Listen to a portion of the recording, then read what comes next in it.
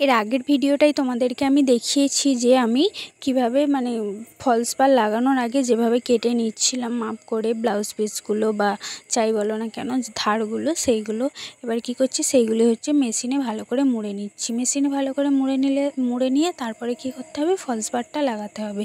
এবং মেশিনে মুড়তে মুড়তে দেখছি আমার স্ট্যান্ডটা দেখছি খুলে পড়ে যাচ্ছিলো, ওই জন্যই একটু নড়ে গেছিলো। যাই হোক তারপরে আমি পুরোটা যেমনভাবে মুড়তে হয় সেইভাবেই মুড়ে নিচ্ছিলাম। মুড়ে নেওয়ার পর এরপর কাজ হচ্ছে ফলস পাড় লাগানো।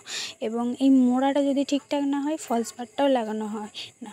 এবার ফলস পাড় লাগানোর ক্ষেত্রে তোমরা কে কোন নিয়মটা পালন করো জানি না, আমি তো যে নিয়মটা করি হচ্ছে পাড়টা শুরু হয় যেখান থেকে সেখান থেকেই ফলস পাড় লাগানোটা শুরু করি।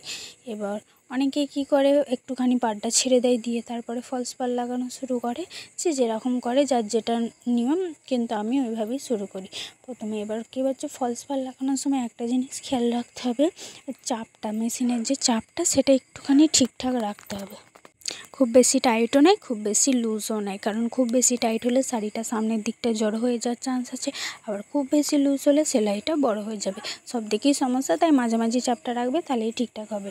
এরপর কী হচ্ছে পুরোটা যেভাবে সেলাই করে মানে সমানভাবে সেলাই করতে হয়। আমি তারপর কী করছিলাম পুরো লেসটা বসিয়ে সেলাই করে নিচ্ছিলাম। এবং এই সেলাইটা করার সময় একটা জিনিস খেয়াল রাখতে হবে যে সেলাই করতে করতে কোনোভাবে এদিকে মানে শাড়িটা থেকে লেসটা বেরিয়ে না যায়, শাড়িটার লেসটা যেন সমানভাবে থাকে। আর কাজগুলো করার সময় একটু ধীরে সুস্থে করবে, কারণ এসব কাজগুলো হচ্ছে নিখুঁত হাতের কাজ, যদি একটু মানে গন্ডগোল হয়ে যায় সেটা সমস্যা হয়ে যায়। এবার কী করছিলাম আমি তোমাদেরকে দেখালাম যে আমি দুটো শাড়িতে ফলস পাড় লাগাবো।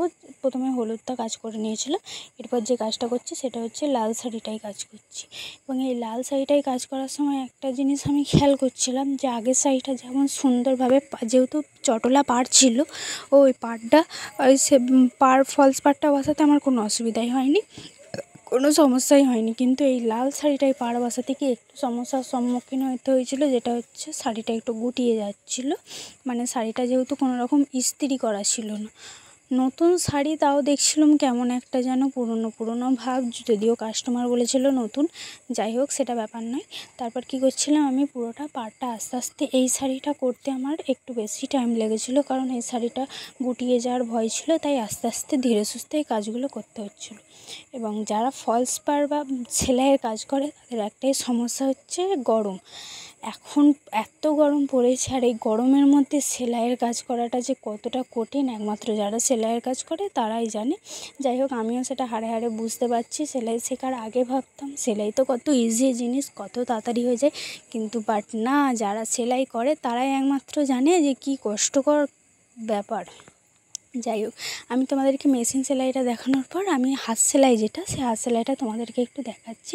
যদি আমার ক্যামেরাটা একদম ভালো নয়, জঘন্য, তাই ভালো করে বোঝানো যাচ্ছে না, আর তাও মোটামুটি তোমাদেরকে দেখানোর চেষ্টা করেছি যে ফলস পাড় কীভাবে লাগাতে হয়। উপরটা হচ্ছে হাত সেলাই দিতে হয়, প্রথমে হচ্ছে মেশিন সেলাই দিয়ে তারপরে হাত সেলাই দিতে হয়। এবার একটা জিনিস খেয়াল রাখবে যে সামনের দিকে সেলাইটা যেন ছোটো হয়। আজকের ভিডিওটা এইটুকুই, কেমন লাগলো জানিও, টাটা।